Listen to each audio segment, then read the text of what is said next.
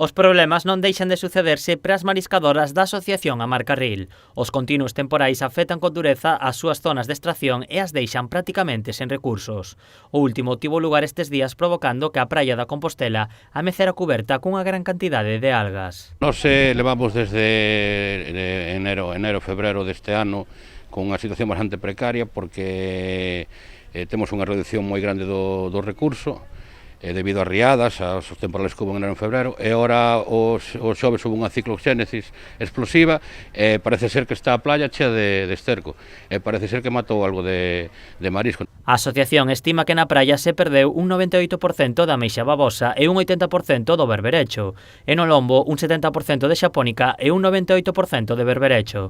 A situación é tan crítica que xa dan por perdida a campaña de Nadal. A campaña de Nadal está xa casi perdida polo tema do que te dixen antes dos temporales que tuvemos en enero e en febreiro deste ano. Quedou o recurso moi mermado.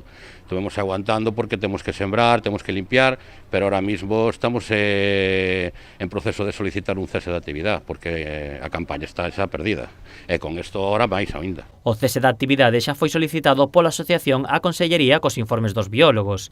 Segundo o presidente, o futuro do produto depende desta parada. Aquí botamos 80.000 euros de semilla, temos un desove de birbiricho bastante bo, pero ainda non dá a talla, hai que esperar. Entón, na primavera esperamos empezar a traballar, pero todo depende de si a Consellería nos quere cerrar a zona, o sea, nos avala cerrar a zona, según os informes dos biólogos, claro, que hubo moita mortandade que o recurso ahora mismo non dá para traballar.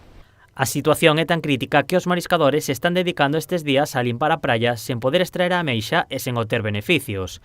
A única solución pasa porque a Xunta aprobe o cese da actividade e así deixar descansar as zonas, que o produto creza e volver na primavera con abundancia de ameixas.